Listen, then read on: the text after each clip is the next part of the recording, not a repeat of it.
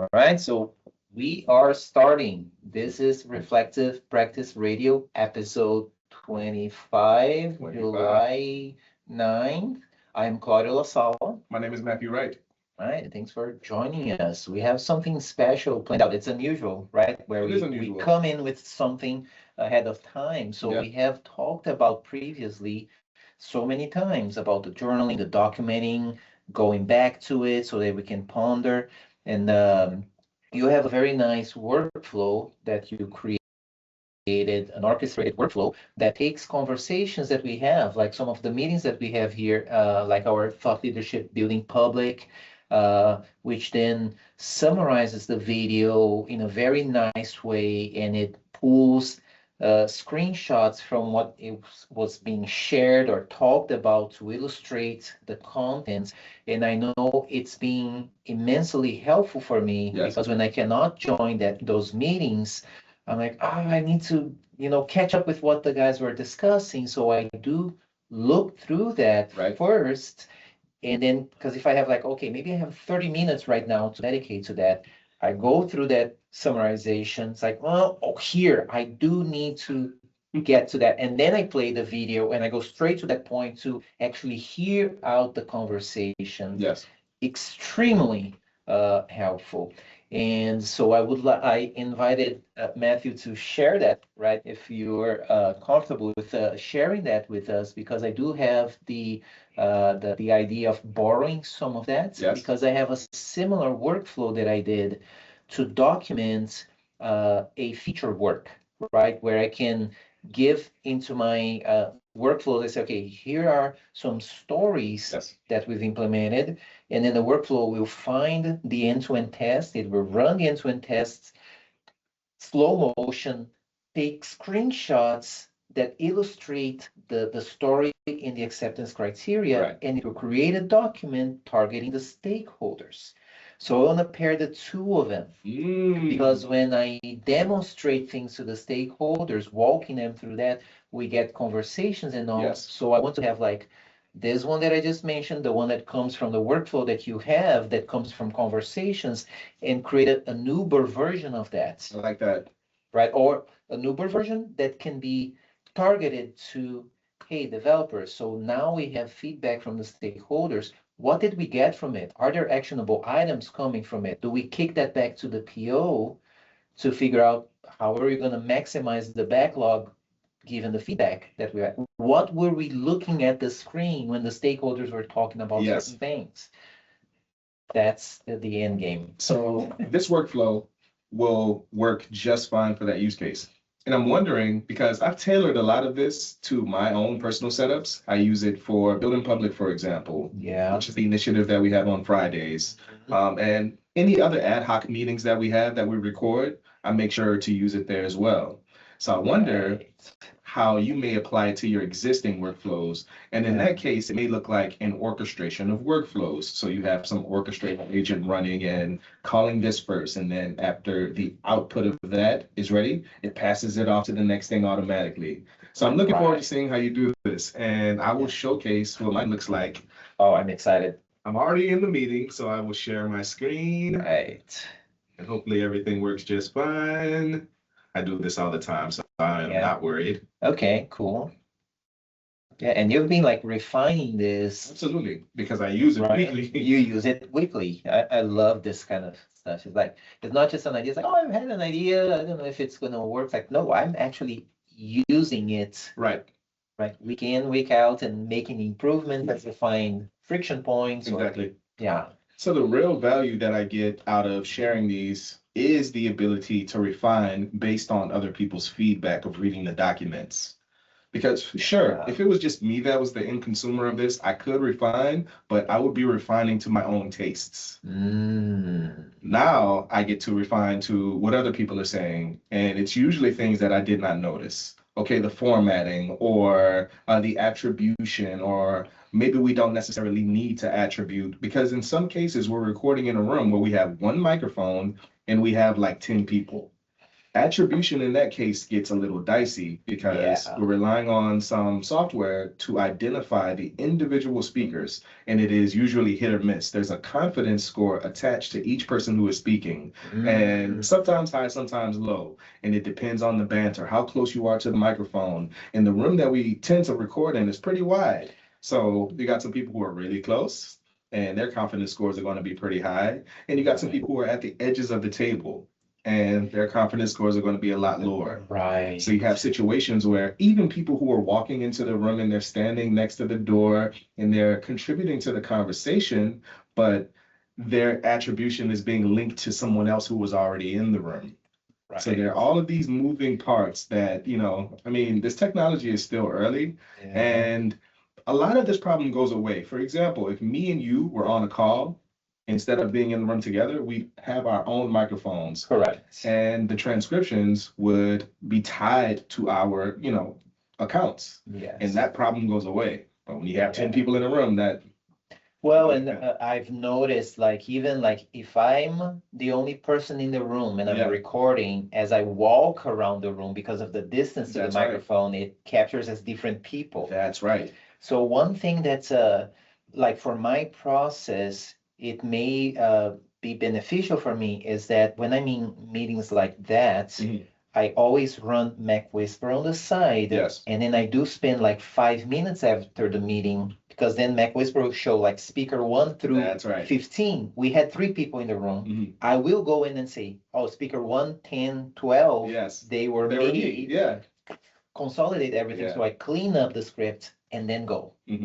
So, yeah. So Mac Whisper is really nice for that. My setup is a little more base level than yours is, because you're using a product to manage the recording and the diarization. Yeah. I'm getting all of this, but by you know, communicating with an API. Sure. So it's returning this diarization, but I am relying on my model that I'm interacting with in the session to, all right, hey, there were 3 speakers, 2 of them were me, the other was Claudio. Right. Handle that. So I will kick off. Perfect. An example of this, and the example that I am using is actually last episode of RPR. Perfect. Because we did some screen sharing, so there is some variance. It's not just us talking. So we will start by launching Claude Code, which is what I prefer to use in my daily development. And because I have a work account and a personal account, with this being something that is personal, I will use the work account. I will launch out by saying Claude-personal, not work. Right. So this is a, can I ask questions as we go? So we are in anti-gravity. We are in anti-gravity. But then you are using Claude Code here. Yes. Okay, so what's the decision factor? This is a great question. I could have very well opened up iTerm and launched this out, but one of the values that I get when I am working in this way is there is an integration with my IDE. So if Claude Code is making changes, the changes will show in the IDE instead of inline at the terminal level, which gives me more flexibility in scrolling up and down, comparing the changes, etc. So that's really what it is. But I could very well launch this out in Ghosty or any other terminal. And why, like, because I'm not a Claude user. I've experimented with it just a little bit. And I remember when Anthropic released the Claude Desktop, it looked like really promising. Yeah. Like superior to what I saw with anti-gravity. Yes. Any reason like why you would not use Claude Desktop over anti-gravity? I live in the IDE. So I could very well use Claude Desktop with these same workflows, because under the hood, it's just the same skills, workflows, etc. But because this is an application that I already live in, I don't spin up a separate thing that I'm only using for one use case. It's like I get everything here versus, okay, if I want to use Claude specific things, I have to go into that world, and I'm sure it's a really nice setup. I haven't even really messed around with it, but because I get everything I need in line inside of the IDE, this is where I prefer to stay. Sure. So it's a matter of preference, not that I get something additional that I don't get there. Maybe there are things in Claude Coworker, etc., that I'm maybe missing out on. But well, and it's not even like Claude Cowork. It's called Claude- Code, but the desktop, desktop it's like version, the right, old, right. like VS Code with the Claude extension. No, it's already built in. And one thing that I do know, because I actually have used this, I don't, so if I want to browse my documents, for example, I can't do that in line using Claude Code Desktop. Really? I thought that was part of the thing when I tried it. No. So Interesting. I would be, you know, there is the conversation. There are some files, like if you're creating files on the fly, you are able to interact with those. I see. You're able to jump in and, you know, see the skills that you have. So there are documents that you can interact with, I but see what you're saying. I want to be able to look at the entirety of my code base, for example. I gotcha. And then have the ability to do something like this, where we're going to meeting, Mhm. let's call it a wrap up. Okay. And then I'm going to drag in this file. Okay. What is that file? This file That's is the video. MP4. Okay. Yes. Perfect. And I just launch it. Okay. Meeting wrap up. Very nice. Cool. I see thinking with high effort. I'll start by exploring the directory to understand what we're working with, then confirm a few details before kicking off the pipeline. So it's looking for my environment.local file. And that contains my DeepGram key. DeepGram is the service that I am using for the transcription. I see. I'm going to put us on auto mode so we don't have to stop every step of the way. I'm not seeing what model you're using for this. This is probably Sonnet. Okay. Yeah.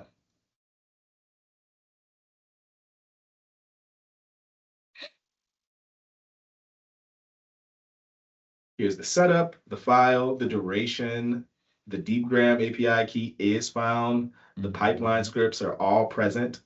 So what kind of session is this recording? So there are many ways that I thought about this when I was building out this workflow.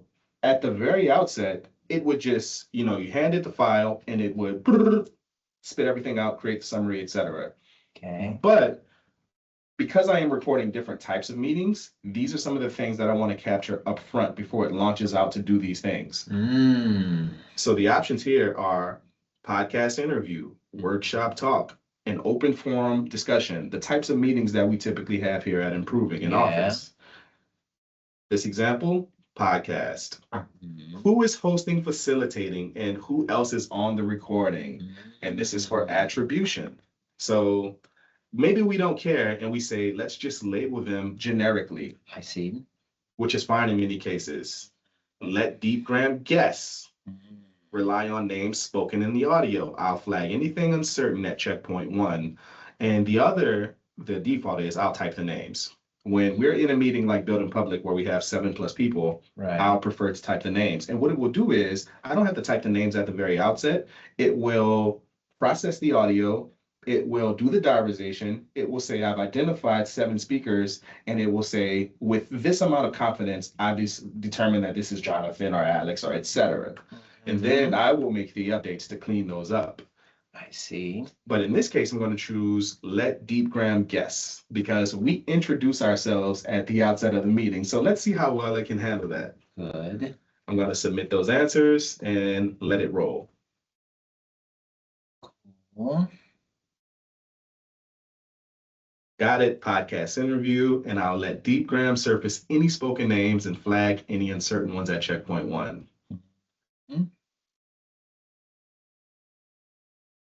Handles everything. It extracts the audio from the MP4, it reads the key, and sends to DeepGram with diarization. So it's checking to see that the DeepGram SDK dependency is installed before it runs. See. Which is something that I was very deliberate about because if you take this workflow and add it to your computer, I don't want it just to assume that you already have it installed. So along the way, I have these checks. Nice. Yes. That's very nice. So it's kicking off phase 1, which is transcribing and analyzing. This extracts the audio from the MP4, then sends it off. You expect a few minutes, and in this case, it's probably true that it's going to be a few minutes because our episode was about an hour. About an hour, yeah. And it's running in the background. So our agent here, which is managed by Claude, is going to be monitoring the progress.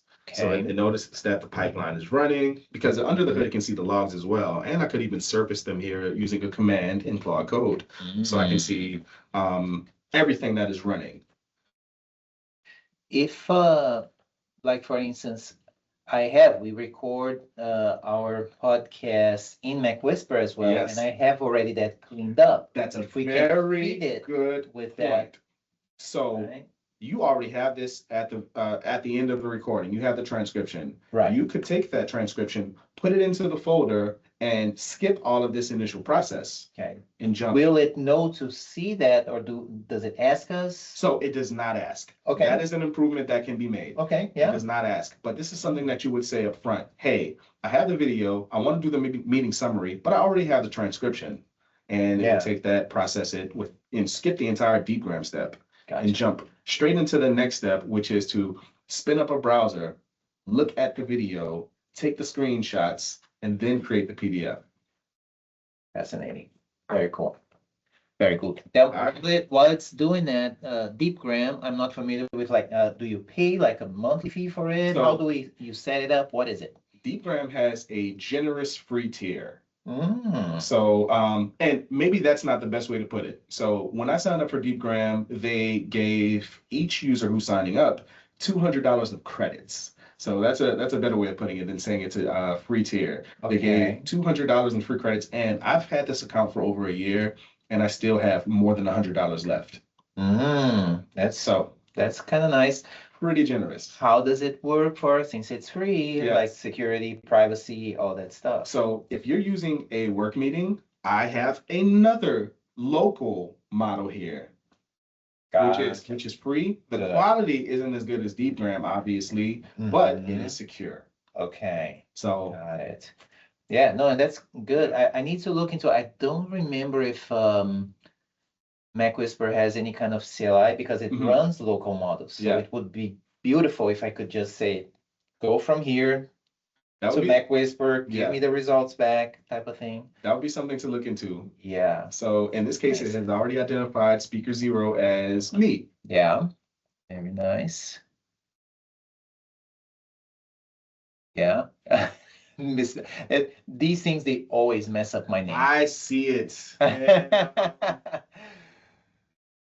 And it's interesting that it corrected, like That's speaker right. 1, Claudio, Right. the last name is messed It- up. It heard Claudia, which Right. is a very common thing that I see. Yes. Because these models are probably trained with where it's more common to have Claudia. Yes. But I do appreciate that it corrected it. Yeah. And this is a brand new folder. So had I used another folder, it would have in memory known that you were Claudio Lasala. I see. Good. Yeah, some of the stuff that I have to process transcripts and voice journals and stuff, I created like a little dictionary that my skills will pick it up. Yes. Because apparently every time I mention like Claude Code, Mhm. the spelling of Claude, it's never the way that it's Yeah. supposed to be. So it's like, yeah, if you hear me say this and this is how you transcribe, this is what I meant. So we also have another flag. So instead of just blazing through like, okay, I'm very confident, let's jump straight to the summary, I have another gate here, and this is for the human. Things I most need you to verify. The co-host name.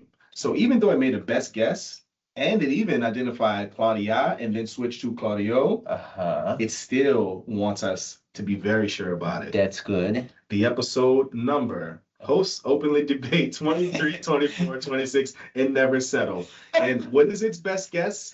24, Yeah, which is approximately actually correct. 24. Right. So names dropped in passing. There's a list, and we mentioned Eric. We mentioned Jesse, which is not spelled correctly. Jesse, That is Daniel. Yeah. Sandy for talk scheduling. Yeah. So I did pick that up. Devlin. Nice. Someone's new blog, and Terrence. All of our colleagues. TLC acronym. You reference giving talks at TLC. I didn't expand it. What is this? What is TLC? That's the learning circle for those who do not know, including Claude Code who does not know. right. Windsurf now dev, but it's now Devin. Devin. And check it out. It says possibly now Devin. That's good. So the way I handle this is in line, I will tackle each one using the value that it provided.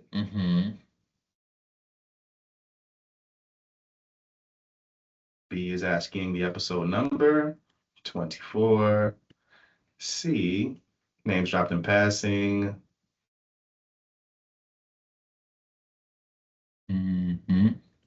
Nice. D,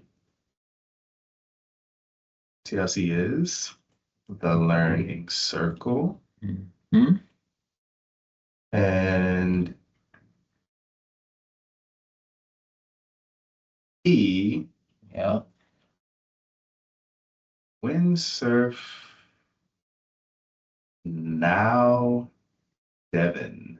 All right. Nice.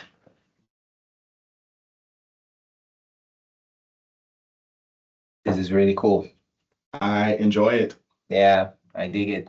This is good stuff, man. But it also brings up another point. Like, we think of these workflows as removing humans from the process, where we, I could have very well given it the video and said, when I get back, I want to see a PDF. And I would have found it. And in post, I would have had to make all of these corrections. Yeah. And that is an approach, but why not just take care of it up front? Yeah, I like to think of it like reverting things. So instead of like removing the human from the process, right, I'm freeing the human of parts of the process. That's right. And this is a great example of that because it is doing all of these things. We're able to talk about them while it's kicking off all of these processes. And when it needs to escalate to the human, it does. We interact, we give it the information that it needs, and it continues the work. Yep. That is the relationship that I found to work really well when we think about these tools. Yeah. And then just thinking how it minimizes rework, like the post processing of things. Because you participated, you were there. Because we participated. Yeah. And I think a lot of these processes that we're really aiming for, where it's like, hey, I give you a prompt, I give you all of this upfront context, and when I return, I expect to see a full app that I can interact with. And maybe this is true, but once you interact with it, all of these ideas of, okay, that doesn't work. Okay, I like that, but it could have been this way, and all of this starts to surface. Yeah. This is not unnatural, but again, if you were a part of that process in real time, where it's escalating to you when it wants more information, where it has identified things that maybe Claudio would like to have a real-time opinion about this. I have a question for him, and I would like to get an answer. Oh, I like that. Because, I like that. I really do like that. I really do like that. All right. All 5 corrections are in. Co-host rename. The title now reads episode 24. Colleague corrected. The learning circle labeled. And windsurf now Devin added. So phase 3, screenshots. An MP4 is present, and this episode has a meaty screen share segment. Nice. Claudio walks through his NotebookLM, infographic, topic table, mind map, and cinematic video, plus the Beyond the Code slides and the Rick Rubin vibe coding image. Those visuals would genuinely strengthen the summary. Would you like me to capture them? Because it's not necessary. This is an option. Because maybe this is one of the episodes that we record where it's just you and I talking. We don't need images from that necessarily. Correct. Maybe you grab one image or whatever. But for this is why I chose that video, because it is an aberration from our normal flow. We don't tend to share screens.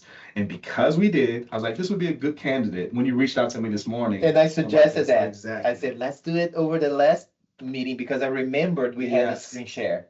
So very nice. Yes, capture screenshots. Oh man, I love that. So for those who are out there watching, these tools cannot ingest video, watch it in real time in the way that we can, and then tell you about the video. But what it can do instead is load up a browser, with this video playing, pause at certain points that are connected to moments in the video, say at this timestamp, this thing was happening. So maybe I should take a screenshot of it. It will take that screenshot, save that image, and put it into a folder, and it's within context because that image is now labeled with what was happening. So instead of being able to watch the video, it can watch the video. Right. Yes. Right. Does it do, because this is something I had to get on my thing that documents like the screen like that, where it takes a few screenshots and it tries to decide which one is the best one. And then when it's like, I'm not sure if that's the best one, hey, human, Yes. here are the ones. Let me know which one you would like to I use. like that flow. I don't have that set up in my environment, but I do like that. Especially if there's something fast action happening, maybe. Yeah, Right. maybe something that like you clicked on something and Right. maybe you had a highlight effect and you missed that, but that's Right. the part that you were trying to illustrate Yes. when you were talking. So in those cases, it could Yeah. say very well, like this is a matter of setting up your workflow. You could say in cases like that, take, over this 5-second frame, and that would be a lot of frames because for example, like for every frame of, for every second of video, this is like 30 frames. Yeah. So there's where it gets a little tricky. But I mean, again, you can take a sampling of that window of time, grab some frames from it, and then again surface them to the human. Human looks at it. This is the one I want, and the process continues. Right. And I could think that depending on what is it, like the intent of processing that, we may want to like drive the and say, when we're talking about this topic, maybe it took us like 5 minutes to go over that talk. There is a moment when we are sharing whatever, that part. Take those 10 seconds and capture as much as you can, because we do want to hone into that one thing and find just the right image for that. Yes. Totally doable. Yeah.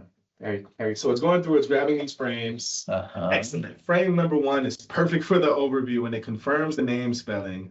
The video's own name labels read Matthew Wright, left, and Claudio Lasala, right. So it's going through it and it's looking at all of these frames, capturing them. Frame 6 is superb.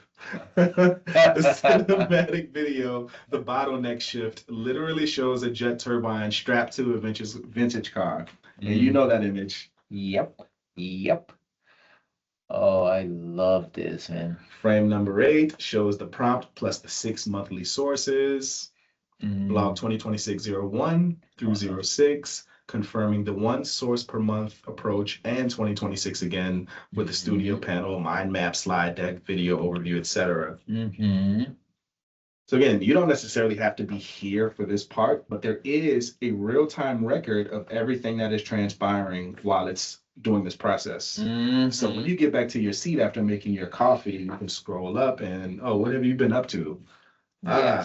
Made the corrections, you're creating the screenshots, etc., etc. Yep. Oh, man, this is great. All frames verified, everyone shows clean content, and the name labels plus on-screen text independently confirm Claudio Lasala and the year 2026. Now it's finalizing the set, it's dropping the duplicate infographic and the redundant video frame. This is fascinating. So again, this is not a thing you have to sit here and babysit the entire time. Like at the very outset, there's some, attribution things that you want to take care of, concerns that it has raised. But after that, it's off to the races. Well, so think about it. It's like you're having your own team of peoples, like little peoples there doing the work. And you say, here, you go do the thing. You run into things. You raise it to my attention. Right? And I'm a busy person. Maybe when you raise it to my attention, I cannot give you that attention. I'm busy doing something else, but I'll get back to you when I'm back. And it's going to wait. It's going to wait. Yeah. We're not defusing a bomb here. Of course, we want to, for the sake of the video that we're filming right now, we want this to flow really well, but maybe I got back to this 10 minutes later. It's not a deal breaker. And if it is a deal breaker and there is some time constraint, then I will be babysitting my computer because there's a time constraint. Yeah. Other than that, so what? I'll get back when I can. And then Yeah. we'll patiently wait. And oh, it's an O instead of an A. Correct. On to the races. Correct. And it is the kind of stuff like when I'm thinking like the first time when I run through the this workflow, based on the answers that I give, I'll take a step back and think, okay, this content, is it gonna be a recurring thing where in the future you're gonna be asking me the same questions? Yes. So do I want to create like a new template, a new something like when you're processing an RPR, Right. this is how we make these decisions. When I'm processing a team meeting, Yep. it's a different decision tree to answer those questions. Yes, sir. And the next time it will just get better, That's it. right? That's how we refine. That's how we iterate. Yeah. So we're at the end of phase 3. The screenshots are placed, and we're at another checkpoint. Big old red, meaning that this is an escalation to the human. So there's a final review that it needs us for. The final summary lives in a markdown file. And are we ready to build the PDF? That's awesome. So it's also asking me if I want to build an HTML, because one of the earlier iterations of this, I would create an HTML that I would serve up on GitHub pages. Yeah. But for some security concerns, we rolled that piece back and we are limiting it to the PDF. But we could very well do whatever we want at this point. I'm going to say build just the PDF. I don't need all the other stuff. Yeah, I like that. And because it has these intermediate things, I would assume that we can tap in and say, oh, now we want to create a different version of this. Yes. That's like a watered down version or a version that we've de-identified people and whatever it is. Because it's the same source of content, but it's targeting a different audience, a different intent, a different purpose. So at the very end, you could very well say that because we've captured everything now. Yeah. You would say, hey, we have this document. Let's anonymize it.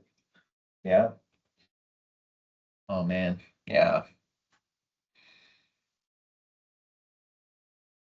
So I have some built-in dependency called Wheezy Print, which I was going to ask you about that one because I've heard of the Pandoc, but I haven't heard of Wheezy Print. What is it? These are the tools that I am using to build out the PDF. Okay. Interesting. All right.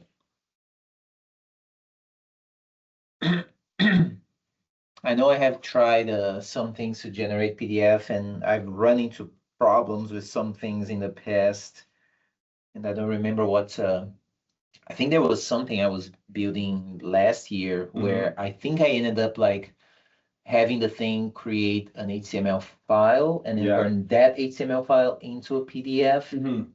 But I remember it was painful when I was doing some of that work. Funny enough, my my instance of Wheezy Print and Pandoc were not able to be found for some reason. So that painful experience that you had, you're about to see it happen again. Oh, yeah? Because it's using Headless Chrome to print it to PDF.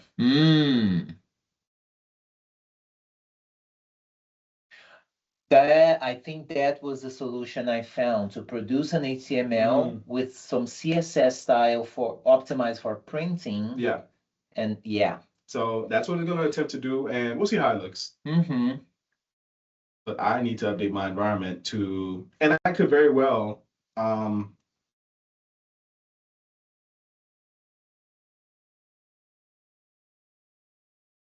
I know what's happening. I know what's happening. Did we break it? Did we break it? We did not break it. Speakering. All right, but in the meantime, while this process continues, I would like to, I'm gonna pull this down. And look at our summary. Yeah, I dig it. There you go. Also gonna move the split, and here we are. So this is the markdown version. Has the meeting overview. Yeah. The topics that we discussed, and it's a cold open with us catching up. Yeah. This is one of the screenshots that it is captured. It shows that we go straight into AI maturity, self-evaluation, and the new focus group. Nice. Signal versus noise, why focused communities matter. I've been in that chat and I see the accountability factor of it already creeping up. Hey, did you set your goals and engage, for example? Yeah. We spoke a little bit about my Come Together talk, which happened on June 18th. Right. The 6 months of daily blogging and the NotebookLM analysis of it. There you go. And then we went into the screen share. That's right. Nice. And so on, so on. And because it's creating a PDF, which will contain the same content, I won't scroll through it all here. And I do want to call out being able to take a document like this and feed it into NotebookLM. I've been doing a little more of this on my own, where I will generate one of these summaries. I will give it other contexts from other conversations that are happening ad hoc around the office, and I will put those as sources in the NotebookLM and generate podcasts based on that. So these are all conversations that happen at different points of time, but the podcast has access to all 3 of those conversations and gets to talk about them. So things that surface in one conversation and then separately in another are all a part of one conversation. Yeah. And things that surface when you do that kind of compilation, it's pretty amazing. It is. It is. Yeah, folks who have not been using NotebookLM yet, you are missing out. Yeah. Because it's mind-blowing. It's interesting because there's a lot of content out there that talks about NotebookLM extensively as a research tool. Yes. But that's really the tip of the iceberg. Like that's the smallest use case for me. Like I hardly ever use it for research. I use it for like, here's all my contents. Now help me build things with it. Yes. Right? That is cool. So the PDF is done. Okay. And now internally it is looking at the PDF and waxing poetic about how nice it looks. Page 1 renders beautifully, and it talks about the Navy headings. And I'm going to stop sharing so I can reshare, because I'm only sharing one window and I want to share the screen. That way I can pop open the PDF so our viewers can see it. Correct. So I'll stop sharing, and then... And I think the last thing I saw there was a meeting wrap-up complete. Yes. Yep. So we'll share the screen. And now we're back. There we go. More powers. And this is the end of the meeting. Meeting wrap-up complete. So let's see what it says. Phase 4 note, Pandoc and Wheezy Print aren't installed on this machine, so I used a no install path instead. Markdown, self-contained HTML. The print style sheet carried over faithfully, including page X of 13 footer. So the final deliverable, the summary PDF, and the full output of inventory in our newest episode folder, which is a repo that I've created just for this meeting, for this demonstration. 2 housekeeping byproducts worth flagging. Audio extracted during the transcription, not a deliverable, want me to delete it. If you ever want the official Pandoc Wheezy build, I can brew install and regenerate. And now let's have a look at this summary. I'm going to open it in Finder. Hit the space key. I'll just open it in preview so we can see the full experience. Sure. And here it is. This is awesome. All of our things. This is great. It also includes notable moments and quotes, action items, follow-ups, write a blog post capturing the 6-month daily blogging experience. Owner, Claudio. Share the sandwich making. Share the sandwich making educational visualization on a future episode, and I am the owner of that one, etc., etc. And follow-ups for next time.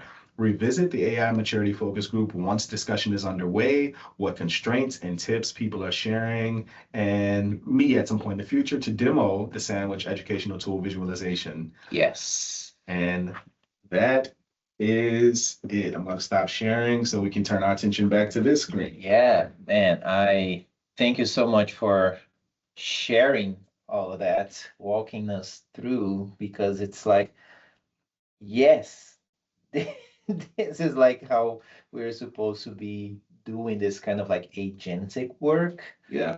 right? This is how we get some of our time as humans back so that we can like not be like knee deep into Right. things, like step back, let the AI do the thing so that we can focus on other human things. I would say this meeting, us doing RPR right now and being able to launch that and create a whole PDF summary is an example of that. Yeah. Because we were communicating, having a conversation the entire time Yeah. while this process was working. If I was tasked to build out the same PDF manually, there's just no way. Like my attention would be too divided to have a conversation with you. So it frees us up in those ways. Yeah. I don't have to be here. Okay, wait, give me a second, Claudio. Gotta put the, no. So that's the way we should be thinking of these tools. Not just, replacing the work that we do, but assisting us. Assisting us. Like the potential when we think about it this way, like I'm having so many more use cases that I will tap into this. Let's say that we are in a meeting and we're sharing something on the screen, and then at some point somebody walks up to a whiteboard, Yeah. do some drawing. It's like we want to capture that and make that part of the thing. So we drop it and we say, tell the agent, when Matthew is talking about that thing and he's scribbling on the board, we want that image. That's right. There, right? Yes. That's going to enrich the quality of the final output. Totally agree. And I'm thinking if the meeting is, let's say, a sprint review with stakeholders, right? We had all that conversation, and maybe there was a stakeholder missing from Yes. that. Generate a one-page executive summary with the things that executive might say, oh, they talked about this. Yeah. Let's set up a meeting because I do need to see more of that. And I do have some input to give the team on that. I like that.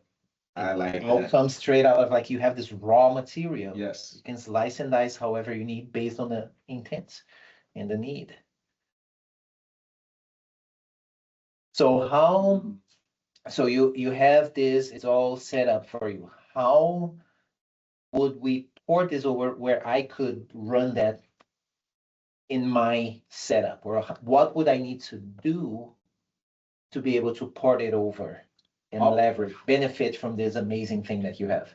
Ultimately, these are just markdown documents. There is a script because there are certain things that we want to check for the presence of. Mhm. But I wouldn't even have to give that to you. What I would have to give you is a markdown, some installation instructions as a part of that package. Let's call it a workflow. Mhm. And you would hand it off to your agent and say, install this. And it would look at this installation doc and know every step to do. So it wouldn't even be a manual process for you.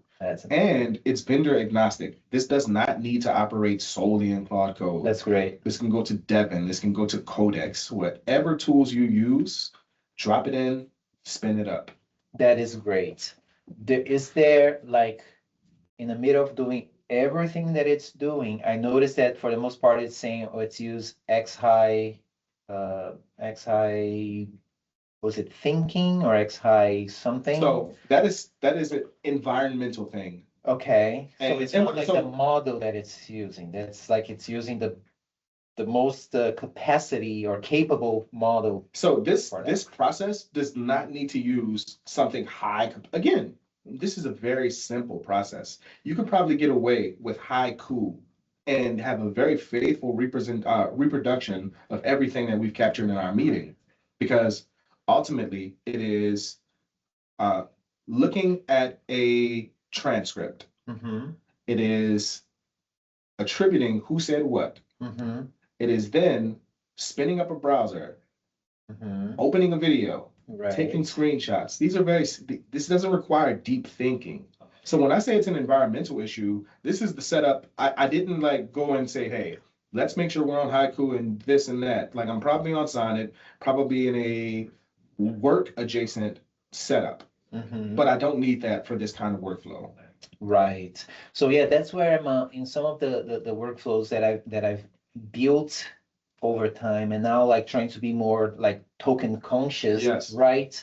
And seeing things like, okay, I'm using Sonnet here because it's really good at writing Right. things, but should I be using it to process a huge chunk of stuff just to do a quick summary Right. so I can find what I'm looking for and then do the processing? Right. So I started like splitting things up where it's like, yeah, like in Devon, I can use like Sui free model Yes. to do a first pass, do a quick summary, map out the territory, build all of the artifacts, and only at the end I say, okay, now you bring, say, the sonnet Yes. to do the writing. Because what I've noticed as I'm evolving my, what was that? That's a good call out. Yes. Yeah, because what I'm noticing, like with my blogging workflow, I have been experimenting where I was using like Sonnet for everything, right? It's like, well, that adds up. Do I need Sonnet for everything? And that brings up a good point.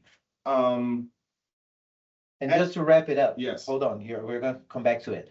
I switched over to haiku. I didn't like the result. Yeah. Because haiku is like, that's not like a writer type of thing. It's more of a technical thing, at least from what I've been perceiving. It's like I don't want that as my blog post because it does not read in the way that a blog post needs to read. This is Sonnet's job. Right. But that does bring up a good point. Like, the more we use these tools and the more the tokenomics change, meaning we have to be more conscious of the costs. Yeah. Because the costs themselves are changing. For example, with Claude 5 Sonnet, right now there's an introductory price that will change in August. So people who are migrating from the older version of Sonnet to version 5, today their usage doesn't appear to change. But in August, once this introductory period is over, the price goes up. And these are things people are going to be increasingly concerned with. Yeah. So this also means we can't take the approach of, I'll just throw Opus at everything. I'll just throw Sonnet at everything and cover for my lack of talent with power. Yeah. So we will have to be more involved. We will have to be more creative and elegant in the way that we approach our agentic solutions. And this means instead of clotting, sometimes you may have to cat. And that's just the way we're going to have to think about it moving forward. Just be smart about the way you use the tools. Look at your token budget the same way you look at your credit card budget. You don't want to just blow through it. You want to be smart about your spending. Yeah, absolutely. Oh yeah. Yep. I like that analogy. That is like, yeah, I would love to do this thing. Like I have a paycheck, right? And I need to save this much for food, this much for housing, this much for entertainment. Right? It's like, well, for entertainment, I like driving fast cars. Yeah. They're expensive. Right. Can you get the same with a a video game or some simulation or whatever that's going to be cheaper than buying the expensive thing? Right. And these are things that we know because we already apply these principles in our day-to-day life. So the fact that we have access to these high models today doesn't mean it's going to always be that way. Yeah. Doesn't mean that the pricing structures remain the same. We should just apply the principles that we've already applied elsewhere in our lives. Like when we're buying groceries, we're not buying the most expensive cuts of meat. We're not buying the best cheese or whatever it is that people are buying. We're looking at our budget first, and the list flows out from that. There are things that we need, but which variant of those things we buy depends on how much money we have. Yeah. Same applies to our token budget. If we only have $50 for the entirety of the month in tokens, then we can't use Opus all the time because before the month is over, our budget is exhausted. Yeah. And it's amazing. I love the power of constraints. Yeah. Because once you have the constraints, you get creative. So there were things that I know in the past I was defaulting to either a sonnet or haiku. Yes. I started just like, I'm going to default it to Sui and I'm going to see what happens. Right. And it's amazing how much I actually get done at the level that I want to have. Like, yeah, this is good enough for the intent and purpose of this, Sui does it just fine.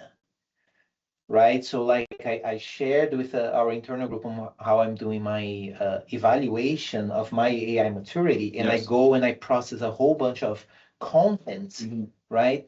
Well, when I first created a workflow, it was like from the top levels, like you go look here and here and here and here and here, and then you process everything and you give me a summary. Right. And then I got something, it's like, okay, how can I improve this? Well, I can leverage sub-agents and say you're going to have one agent only processing this, Mhm. one only processing this, because then it does one job and one job really well, That's right. right? You have like 5 different agents processing the different pieces of data. And then it all comes together. It's like, okay, now bring on the big gun Yes. to analyze that stuff. Not the full thing, you just analyze what's already being parsed. Right.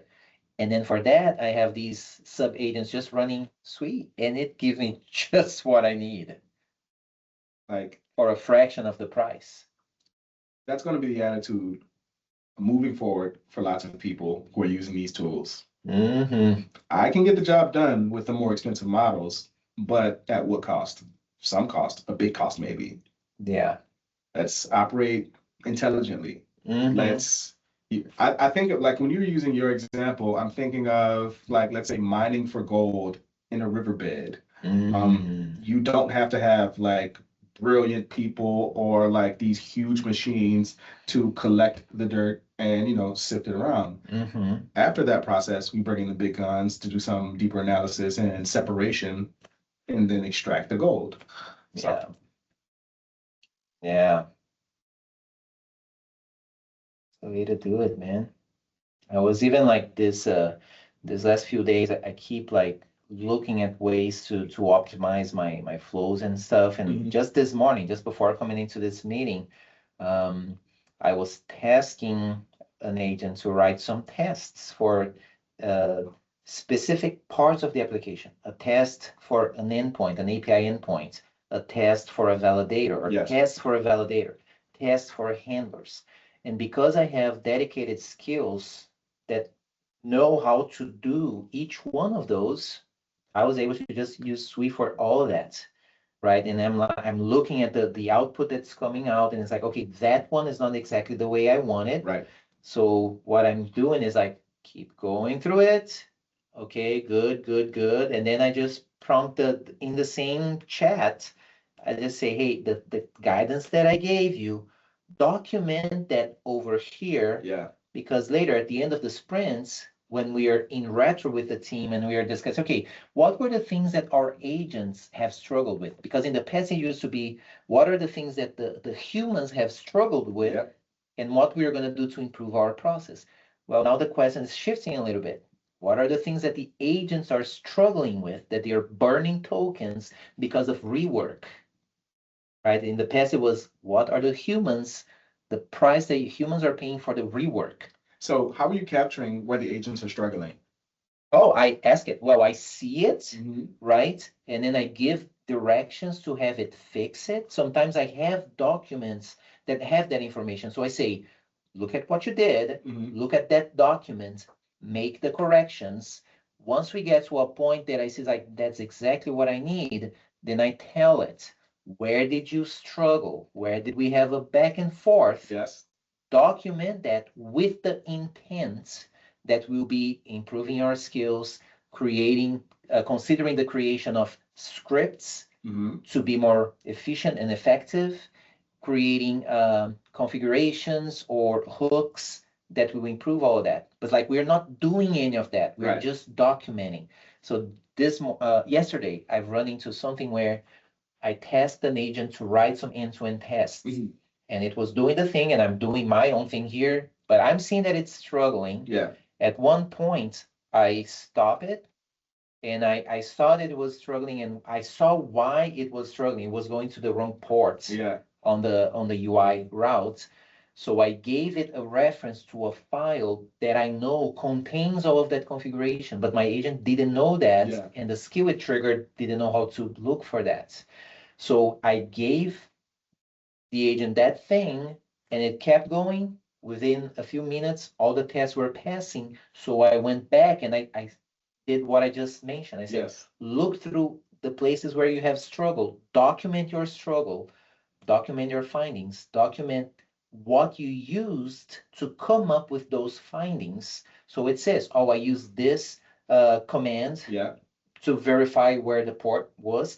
I used this document that had the port configuration. I used this skill that identified this angular detection issue that we've had documented before. Documented all of that. Said, perfect, leave it there. Yes. Because at the end of the sprint, we're going to go chat with it and say, for next sprint, oh, are we going to have to write end-to-end tests? 100%. We do that every sprint. So that one's going to go to the top of like, what are the actionable items within our Scrum team to make it better next time? I love that idea. And I know we're coming up on time. So I will share one last thing. If I can jump to my meeting really quickly. Sure. Join. All right, I am in. And I'm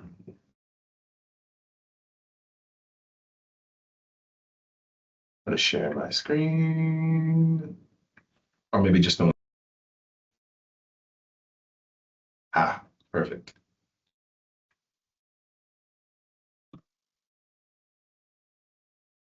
Putting it on a big screen here so we can see it from. And I'm going to look for a document called journal. Love it. And this is not my journal. It is a journal for the agent. That's great. And as it's going through, as it encounters issues that it has found while implementing some solution, or areas where it was wrong but was corrected, after every session, it creates a new entry. So after every session, how does it know the end of the session? So an end of a session is after we've implemented a feature or after we've implemented a piece of work. Okay. This process isn't triggered by me. It isn't a manual process. Okay. Because of rules that I've set up in Claude MD, okay, it will know, hey, maybe I should create a journal entry given the set of work that I have just completed. And this is what it does.